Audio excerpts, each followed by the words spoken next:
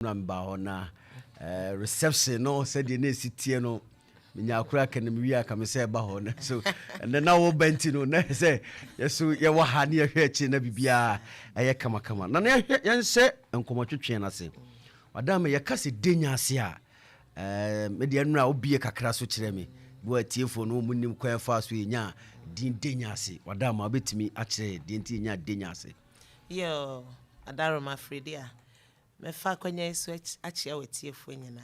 no mabo mu ase achia yera na asante hene no masa achia yo maame na asante hema machi asante man denya asema nyina mechia mo anopai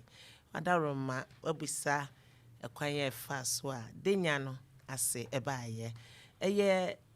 edua denya a ye nyina ye nimu a na esi eho a nananum adaro ma omutu amentio kokon ene edi akon no bra omo be settle ya na omo betena denya ase no edua denya ase ena omo behuye to omo ye na omo se yentena edua denya yi ase enti ye beka na resting place enti ye ka denya se a denya ase a sana ase echre edua denya ase nananum kokon omo ba bia ombeji omahome na dua denya esi wonom se ne entena se dua yase na ebenya denya ase na ya hwe enke ye ginya ase na ebedane denya ase na wada ma ya hwe ebra obedi ade bia brebe na obedi ade na ufiti ase no mrebia na wotwetwe nkomo uboyemu se okura no na new wani sukura said de sabi bofra babia ofriba no enti ba o hwantete na ne de mawa na boa esiesie wo bibi kase wo wanim ti ehwe bra bedi ade ekwan fa so asa ne ma we nyina ebai yo mbedi ade 5 June 1989 sabi na me ya ba ya me afi na mesiso na me nim hwe me wie school ewo Huntado MA primary school ho class 6 na me to aso Puano LA2 teteno ne ka no LA2 ti me wie ya ene yesan etame ebesua adwuma hairdressing salon ewo Kumasi nti during that time na me pon me ho na no na 1989 5th June de me kire de nyaseman 8 August mfie aduasa enumene nei 8 August 1989 yedem bechia era na asante hene ene na asante ma na opokuare ne na afiakobi enti no sabin preduasa akonwadie de eye nananom adaroma ene me wofa adaroma ena chese omode me ebetena denya ase emedwaso ya mbefa me nananom aso na yehwe wabo wo fadin sabe na wo fa na ye ohene ewo ho me wofa ni mpo na usu aduani denya ase man hene ana obia dodo na enim ne se oye Ashanti pharmacist na esiedu yehwe na bra sabi wo fa de tu anim se opese wo ba be fa wo nananom tu no na sabre no na wo hefa na wo a ye de sa etu anim na me chese me wie school na me free chrome ho ebe Kumasi ebe sua hairdressing salon na mu no na chese na meka se on se na me ya ba ya on se tete de ehu esuro ewo ho na se de me tete esiti me na ada roma sabi predia sa on se me ankasa no me nyini from me nana ensem enti no na meka bro ni beka se me a very vulnerable girl minimo hwe nanso no aye esom efie ntute ye faha ye tete me kire se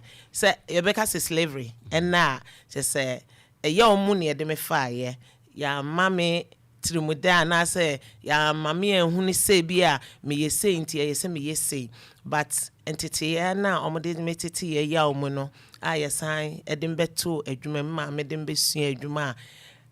me wa adwuma mu ana anse empanyimfo na ye adwuma ebe ye omuti ewo ye hairdressing salon ho ye wayefo a stadium amango ase enti nana ai mampohema ne nana ye frɛ no nana ma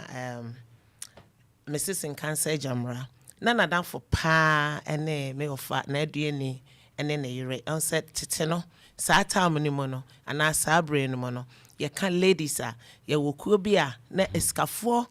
ayire no mo nko a kan ladies a eskafo ayire no mo nko a nana mompo hima nana mompo hine na yire kra na oka ho bi enti no ma be ye niti na sister na nanso ebeye niti wo ye salon hono enti nkomodi de na obi sa me bebia me frɛ na me so me frɛ denya ase huntado na osi aduane ne wo fase ne me no se ti ma be pa masampa differently enti no se me wo day offer na me kofie na makoye niti ana ma me bi nso a na wo ye mistress head mistress ewo Ahmedua Secondary School, Mrs. Ntifu, Sister Gladys, Auntie Gladys, omunyina eye omunyina so enim me o fire. Enti ma enadako o ka kire me say na duane e o fase no. Minimo no na esi odide ye nyina ye nuano no. Enti ade na eya onko ifie na mse ma adwuma nti satam so no Christmas time ye busy o ho no let me dey how be ye niti enti no o start say o tweme aba ne side enti de bia na me ko ifie ekoye niti na me ko fie ekoye niti enti one time me wa adwuma ma na me anti daughter me of fire o ma hene ire e ba adwuma mo ho be pack ne ka e no be fa me e de me call ifie say me koye niti me koye ni ti kama mano enti o ma me di some few days e wo hono na me nti ase afi de coming back kra na ayedin enti ho na me san asre kwan na yese me come so na me chief apprentice that time no because now I'm about to finish se me pon me enti me san kwa adwuma mu koye me adwuma se de city enti wo ho a na abefa me na makoye ni ti na ma ye ni man city na ma san abefie enti me pon me ho no na oba ye say opese one me kwotena e wo nhia yeso no bie hairdressing salon ni be mame saa time ne say no mo ye nhihye na me de minim bibia because saa time na me nkomi krom biom me ma me na na ewu me ma me e wo ho de enso wo mo an oba efie ye fie we stadium no aba bibia madwuma mu nso no it's about 2-3 minutes walk from efie e ko madwuma mu enti no obefa me call e ho no me pon me ho wie na ena obefa me call nhia so enti me wo ho a me sere kwan se me be fie a na wa hyeda ama madwuma da bi na nekua I say wo tena ha me ba wo bekọ enti afi de me nya chance nkọ ba bia abiem enti me hu ya ne se one day mami abesrewa bi mampokua na ote asafo ena obaaye na chese ma be say 6 ya san kofa wo mo e de wo maba aya be yimeti ano papa menso me Jerry Kelsey satam ekumachi nya so kutwa afi ye twameti nyina egu enti kasa ne nyemo no nso no ebe ka be say week ama ya yesa de no me wo hwa na me ofa swan me be frɛ me enti ebe frɛ me no na me koye na ohene ba na najimai ten kokko no na owo me ofa ho nti me koya no de me echia osemenchia no anka hwe ti akora hwe me so hwe me fom na me gina ho few minutes na osemenko so sata na me say na apoku ario so wan ya friend ya nkyere me de nti ade up to now na jamo behwe said de me sitie nti ni okai ni say akora de wo faisi ne ho ofe nti me call form no anche na me offer be 2 days after na offer me ne nko a won ho na ka kire me say sisi a konwa ato me nananom akonwa ato na opese me ba na me be fa me nananom aso na me be boa no ti o wase na me be boa no na yebu de nyasemai me unexpectedly just me nim bibia na me say ofa mate because that time no sabi minimo hwe na me ofa nso de me hu kra o me mu na menya chance kra ene me ofa abonkomo no kra na chese eye me de because nya de a me tai ekoho ha enti no just me kan ya o ka kire me no a week after 5th June no ano papa me ka say me wo a maame bi eba ya maame insia ye kromfo maame srewa maame amenya me no na omo eka ho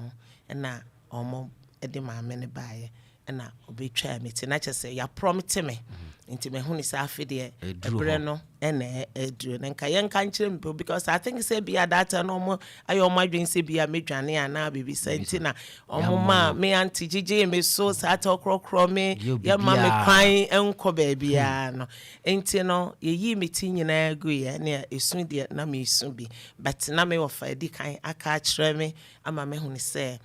ebra omo aso omo de me ko de nyase no tie yi bibia wie na esiesie me de me ntuma fra me na emani bi etena satam selewa on na e drive me free kumase e de me koye tie de me tena ka mo na ma me nu ba kotia na omo de me ko adenkrenya ya fama anko de nyase straight ya de me kosue adenkrenya eye na natewia eye yera ne ankobia hene ana ankobia hene ne papa ne fie a ewo adenkrenya eho na omode me ekosue ne ma no etena me nchen ansana yesuma amajase hene aba behwe me approve say mene de nyase mahema nti okoya nche na afisele wasa tam metena kemu ene ye de me call de nyase ahemfie na kyese edom de ebi ego ebi gina bi konso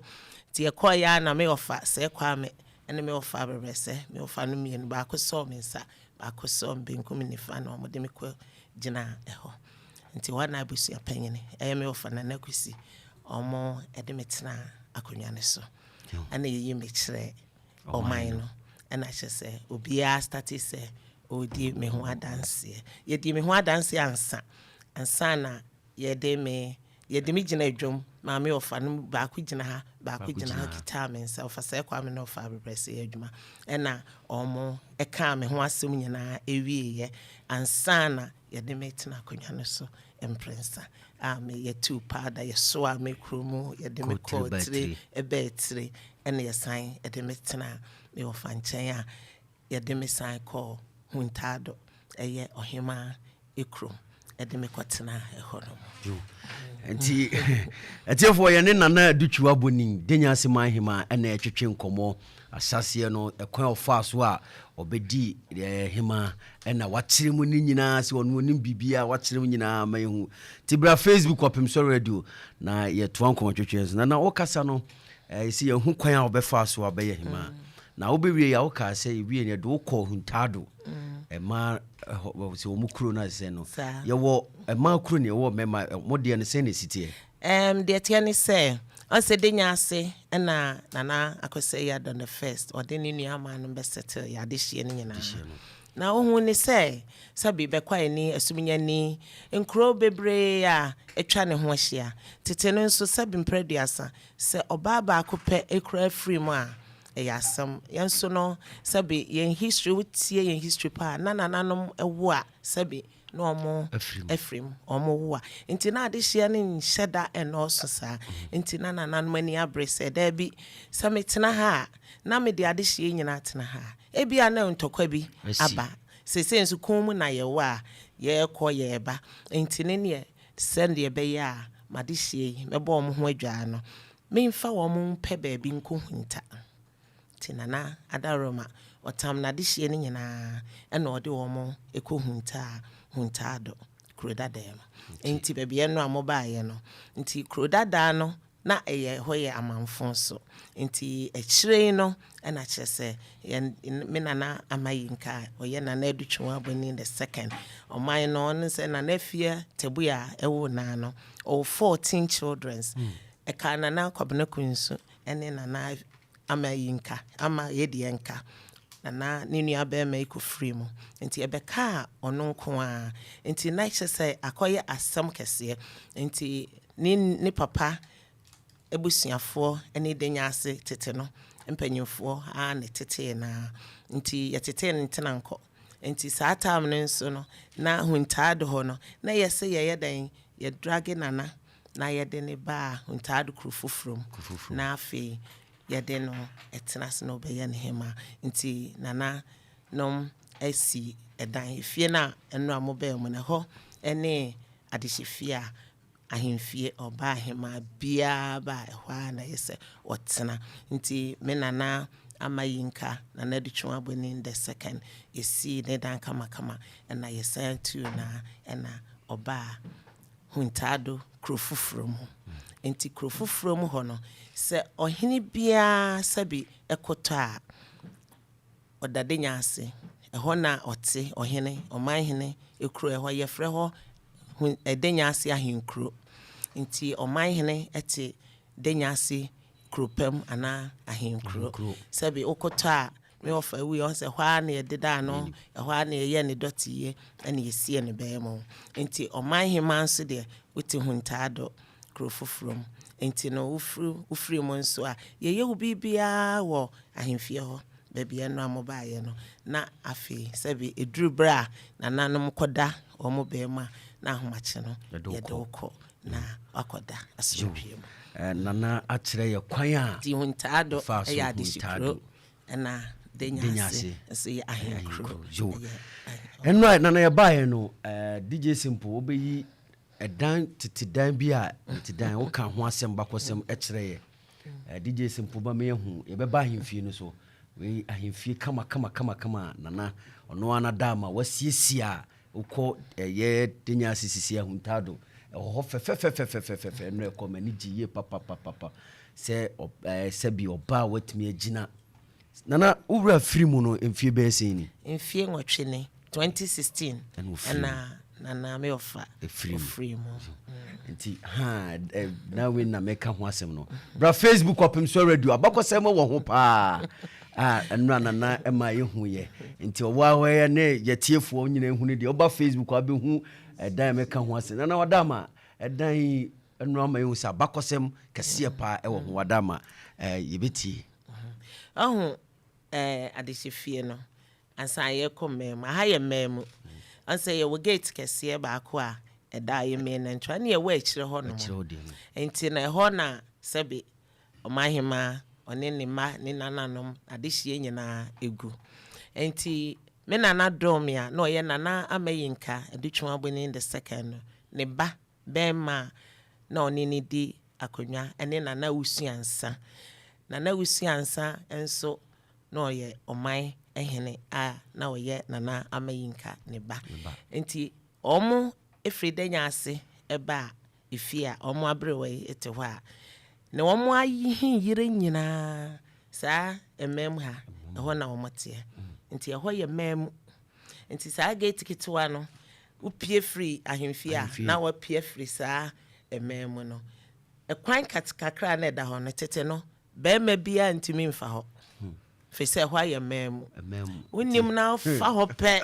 sɛ be yɛbɛkyi de bia na ahenkwa na ɔhɔ data na frɛ ne kanokore sɛ kanokore so mu sɛ wo ne nam hɔ a ɛne na kyɛ sɛ asam aba nti oba Facebook a opem so radio ekwan a ɛda hɔ sei no ɛno na na ka ho sɛ wontimi ɛmfa hɔ fi sɛ sabre no ha nyinaa ɛyɛ mem nti kwan na da kyerɛ ni nyinaa no bɛma ɛmfa hɔ na odi agwa na edi kanokore eso mu se a na so ɛbɛkyerɛ papa I say ahemfie police ɛno ano no na ɛhɔ yɛ ahemfie hɔ na baabi na oba me dehia ne na ɛwɔ na ɔno aduano no ma me nyaako ɛhɔ ɛna yɛ sɛbi prison yard nti sɛ yɛkyewa ɛhɔ na yɛde kɔhye na ahemfie police one ne kanokore no sɛ wan kanokore de ane na kyɛ sɛ yɛde kɔhye hɔ de ho bɛkyerɛ pa ɛno yɛhu no yɛhu baabi a na hɔ akɔyɛ sɛ yɛtwa hɔ na gata da hɔ wokyerɛm sɛ hɔ nana wo nana ne mefa sɛ nɛ yɛka ne bathroom no ɛhɔ ɛno no sɛ DJ Simple mama yɛhu baabi a ne yɛtwa hɔ kyɛ sɛ ahɔ tititi nti uba Facebook opim so radio de make ho asem ni na na be chire mu anse aha say emmem nti ahenyere ni nyina ene wo mo a modwafo eho no mugu nti mmem no eho ene wo mo nyina adware so ati ase ena na toilet bi nso bata ahemfie no ho a make say renovation no ye bugu mu a ye to na ma ye inside ho so toilet and bath fashe ho nti aha me kura mbeto me na na afie cha no ahia na no odware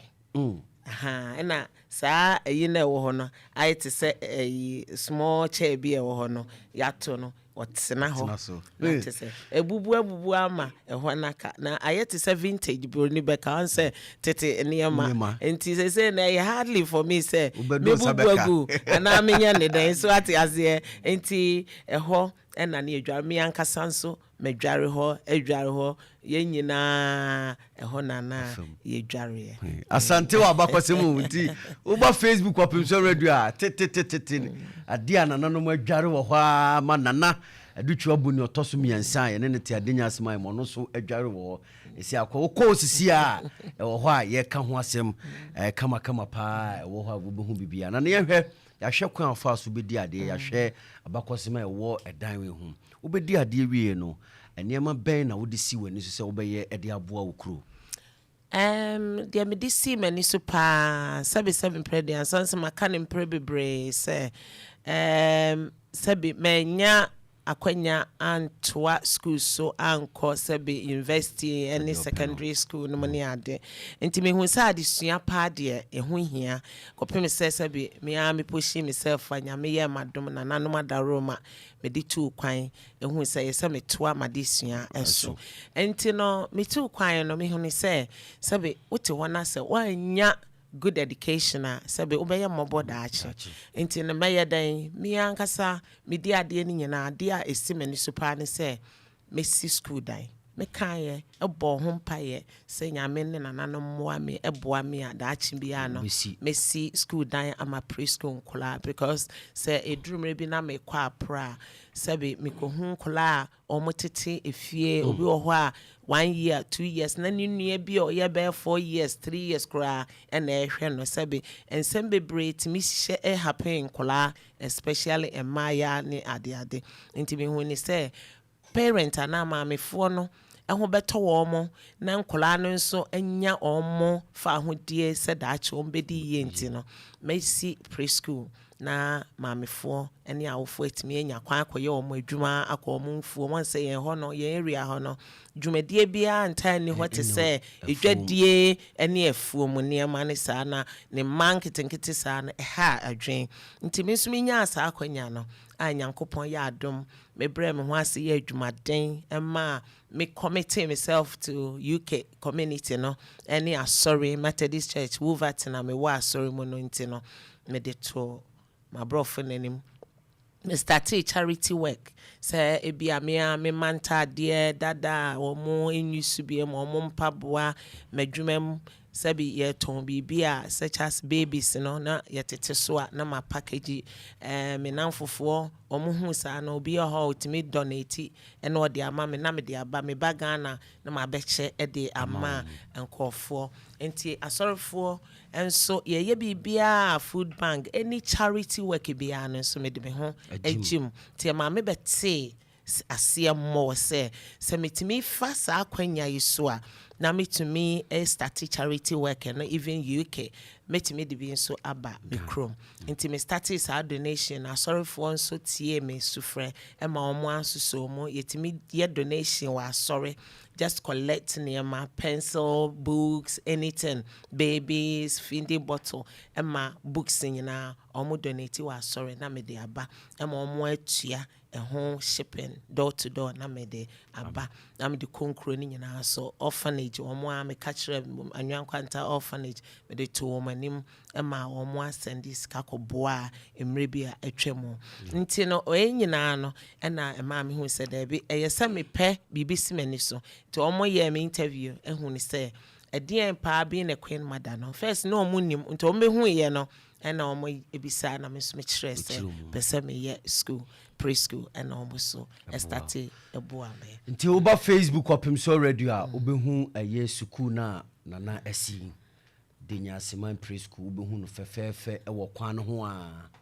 e wo ho a ha until over Facebook a eno na wo he wura ma wato nyina ba bia task kama nkura no benya ba bia di agro ni nyina e wo ho a eno e fa ni nyina enu ade ba ko na na be di akonya ode si ne so se obeye e de aboa ekuru eno no waye no fefefa isuanya no nko a eno ekofa ye hwe ni nyina na ye ka na chim ni yi ne de ache ofise ye no ye tia no ye dwumadi a ye di no nyese obi aka asem yanko hu na mu we de niam a ye ko hu nyina na ye ko nyina no ye ho dwiri ye se sabi mfie wotwe a sabi ni wura ani ho na ono agina se dabi niam a meye e de aboa school no na yenko senior high school a wo ho no ho so wo ka bakosem kakra wo se wa nana ene di ne bottom ska esi school no eno so etisen answer me of fan so no snani so ade hu ni se obeye de nyaseman ye na ne man no etumpon enti nana so ye ne se school hu hia se be nipa be di ye a ne nyina ye school sansa me nana don me na de pa enam ne so ena ma schools e ba de nyaseman mo any roads me nana wusiansa enam ne so ena train station na wo de nyase se be e ba ye me nana se kwa me a no wo ye me nana edutwu abo nana ma yinka ne kunu no wonam ne so na ma koko ankasa e ba o man ni mo pa no ye kuafo pa chese koko fu nyina no ono na edi kan introduce wo de nyasemem ho enti me wo fanso hu se ne nananom aye ne wo fanom aye dia ene no ono nso be den obesi secondary school kama enti na started ne ono an bottom sika esi se school yi satan ye ko school no ye de ye ma adwuma enti nankofo wo de aye twe anwea free krobo no eya francie ne ye de aba begu honomo edurumre bia ye de aye ma adwuma na ne following week na drupoa no afrancie bone huntado ye twetwe anwea ne ye de abegu site honomo me ankasa ye schools LA2 me ka ho bia na ye twe e de free krobono edeba school honomo enti na wie bibia no ono a na de ne bottom sika esiye esan editua teachers eka started senka ne opposite no or started so yeah teachers quarters wo honomo a wosisi bi a sebe fofia ntwata enti through that no na chese abkokra oye emre no na yese or find way na on handema enkofo bi on betimi ato aso ama no enti Catholic Church na omone no etna se na ombe so mu ede asisi aye de nyaseman Catholic Senior High School na enumpo no a few years ago na omo percent kombe yi de nyaseman no kra e free eso nti sabe me to kwan ko UK me baye no and headmaster and teachers need be beto me na me yan said no ya nya ne sa sabe ye wo de nyaseman secondary school ye wo dwambe man ye wo we man ye wo bi sa adenti ne ye yi de nyase free so sabe o man hene nso na ekon ehun na ni su ade su ana se wasonda ye pa ade aba ne krom a ye se o man no eda so nti ye kire ho letter na me sign na ye de to me ofenim na ye de call ya chese ye sign eja de nyase man no eto eso nti oba be hu de nyasiman Catholic Senior High School no se ewo ho kama pa ni nyina se ekoba nyina no eno ekọ headmaster kra yigina wode to na nanim se na we de bia wa nyesu a enisu odu animu emoa na echini na wa ne bo ewura ma teacher ni ba ko se mesere mu a monka nche na se hia brosan fi se ni se kokokokoko a eye nana ho na edovise omu hia niema na nyina omo so mo hwe a na ese omo ede eba no na me ade ba ko a wura kru bia mu a mehwe dika ya ahemfie ade ne hia me pa nti ye ko nyina no wan mo busa kire Martin mo busa Desmond na ahemfie ne yaduru ho na ahemfie me duru wa me hu ahemfie no na me se dabi ade na na ye no broso ya wura baabi ya hwebi aya sefem se baabi a onanam yenka no kwa baabi a onananom ebeda na sɛ wo timi siesie wo de dem kama na be bia nananom ewo no aye no basa onye hwe a sabi oba obɛhwɛ ahemfie a nana bɛto ye na ɔno a sabi kakra wasiesie enie bra Facebook na bɛhwɛ ahemfie no wasiesie ahemfie no we ɛyɛ abɔntu wura ba bia na Desmond Kwado ka se mama ni jo se nana sa ade CCTV aboho ni nyina ye yes we dey nana ade nani so ade afa modern one pa so the Desmond would tell us we dey semefa the adwuma dey we no yamaka enti ayamani pa enti na me busa ya to na me dun ko enti nana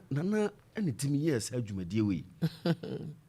ade na efe pass na himfia sebi wasi seb on nananom babi on bedade nananom na yeyo na me renovate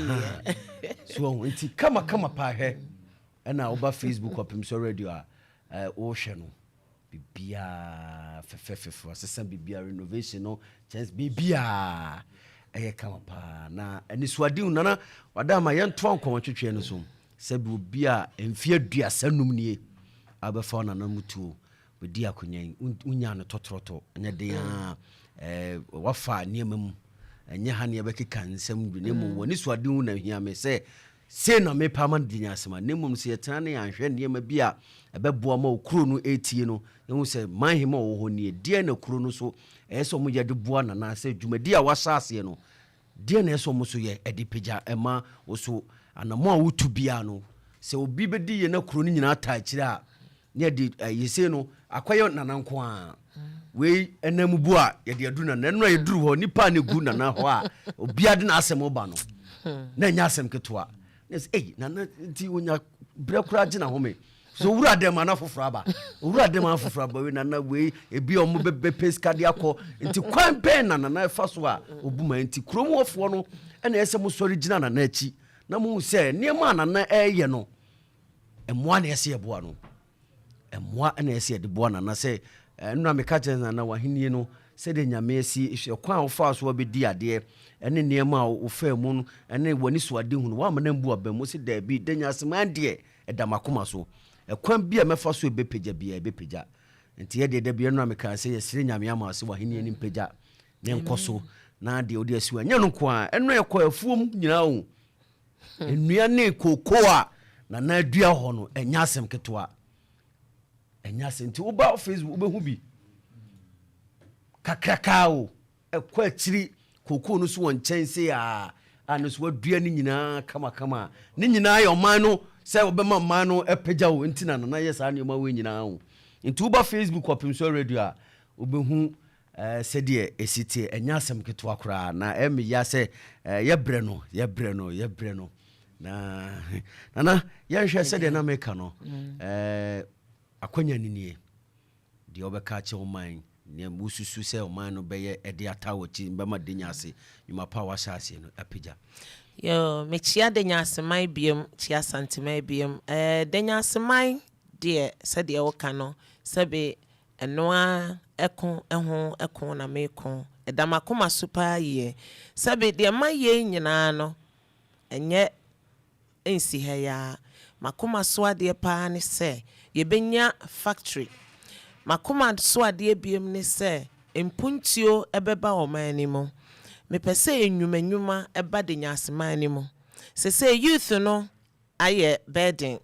krono sembebre ewo honomo sebi adwuma bia ni ho a omo beye enu nti no influence obia ebibi da ho a ahokyere nti no akwa akofa se adwuma nso wo honomo a sebi me feel se obia be engage ne self a onye board emma onkofa obia de sebi wakwa adwuma ba na wa yeta yede na bepe bibidi a wo wadwen nyina ne se wo pe baby ada na ade hia wa sorry akwa adwuma ti mesese investors obi biara a obenya obeti de nyase nka bia no adwuma bia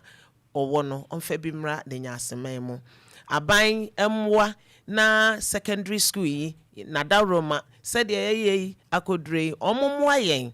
na omumfa bibi papa emra yehia blocks ni bebre nkola na doso na school no mu ye wasase kakraka nso a eda ho opim so em se no a mobile mu hu bi asase bebre da ho yehia library yehia niema bebre a eyese school no ye de AC more blocks and I say more rooms at the ma nkola no afei nso no me school a preschool no me wo plan a me be sha ase a ye see for class 1 2 up to a ongoing project ya sign your plan so e da ho a ye be see vocational school eno de nenka e wo dem nenso e ye se me ma wo hu no me da ache de me ko enti no wadaroma ni nyina so ehia ahoden abrofo yiboa no mesre se ye wo link a ye GoFundMe send no me send de maamo obia betimi akọ Facebook Instagram ukọ ho a ubehu se na edutwu abone ana adenya aseman preschool oboso na donation bia obia benya kakra bia no mon contribute mwame na minsuminti minfantoa edwumade ne so every week inkosi next week ni starting new foundation said there be a 2nd September nkola ne ba omo behu a new building na ye pushi omo so akomo na investors so mra na Gary factory so a me ne ma no adwendwen ho a ye be pesite baby ebedua banche na afi baby a ye be ye factory no ho nso ewo ho no ma plan ni nyina eda ho no mo nti ye hia nkofo emoa ye hia de nyasemoa de nyaseman ma mo support obi bebre wa brochire bebre wo akwantuo mo motimo maame mo nana made nyina nka mo mra na mo mesom na yemfa nkabo mo ne odo na yemwa de nyasema nye te se sebe small lending na yenso daachi no nchirima so a enya baby pa anase omanya asomdwe enya enwuma pa aye wode nyasema mo yo na me re eye fi ade baako a wo saase e wo ko ho a ye galamsey ansakura na eba me de na wo ma me pictures videos ni bia se bi wan kasa otutu na nhempa bo akoi manfo na ye adwuma akọ stop mu nyina se da bi se be koso ba bi a wo pa de nyase de enya de a be makwan ama galamsey akoso e wo ho enti ekwan be so na fa eye on say sabi me beto me nananom me beto sense ase ho me ofa wampene galamsey so da sabi yetna se state council ama empanyufo ni di obi anim ba sabi said we see react no kra no chese kra wontumi mabiem se ne nananom said ye be ya on be ko school because galamsey be kromu a sabi illegal mining omo mfa kwan papa so na eye omo ban so omo use kroma no na enmrantie ne maba wa je school emprewanyin na aba into ono de ne memu de ebi ensi mu biem ampanso owuye na omo start ye nti na ye say de nananom ye ne de me ofa kan ye no e wo se me nso me follow sa path na na say akwan no na me nso me original say there be ma metu bi sa nti nya me penso na me nso me behwe nhwe ha nti akwan bi aso say me start na me gina se be ya meji de nyaseman nsase de ato na ye de ayempunto dwuma nti eno na ma me hyase a me start fight anti galamsey yo nti oba Facebook abehu baby na ekoso nana gina ma wa hye ne pabo akọ ho nyina se dabi se di wa chem sisi anya me penso na me behwe amasa anioma no akoso ade ya ne se me bia nanam na otwetwe nkomo kan se ensuo bia na nananom esabinum nyina no afikura de okohwe ya ensuo nani enam galamsey ne mo mo yenti ase no sa pepe eye mo hemam ho na wo mo de machine si a sebe mpreduasa omo yesa edwuma we na se yetena ho hwenhwe ha na se nsuo etise esei na se sebe yenya nsuo anoma ebe dan na yetumi akoyanima na ya survive ya ria hodro ene chemicals hodro a sebe essence e pollute nsuo ama natural resources nyina ase no sebe eye dan na yetumi ejina anase yetumi survive we nyina akofa binom na se etene ko baby wobedwen se aha se de se be clean water but polluting ana se niam egugumo no se be etimi ma akra oba akra nyema etimi kele akra no ewo oyem ana sa akra kidney problem ya rare basa nyina enti na cha se ye nyina yetimi kabom na yeji ye man no esi ho na se be nsuo de nsuo ye honhom eni kwanse etietia nsuo enim sa mami ko Facebook na me kan comment kakra man for the comment about George Opon or say I'm doing the lesson live from Suhum. God bless Denya Sehima. She's very good. I completed at Denya Senior School and Nana helped me a lot. George Opon dia o dia bano so no wie ho na Nana boa no ye papa anti George wo so beboa said ya woka se Nana boa yo so beboa na Denya ase so empeja Muhammad Damo Donko or say Nana hima pia nyame on shirapa Simon Otu or say I'm listening you live from Kumasi Bompata near Santima FM. Keep it up Nana won kwaso ono so dia or de abano no we so Augustine Amankwa usu or say good morning Afridria and your distinguished panelist Yewon Fafo. We thank you and ask you to Abibu Nyame Kese for blessing us with Open Soul Radio. You wadama yasedani shirani yesredi amount na hima so nyame won shira no wani so ade huna ode madinya semane nyame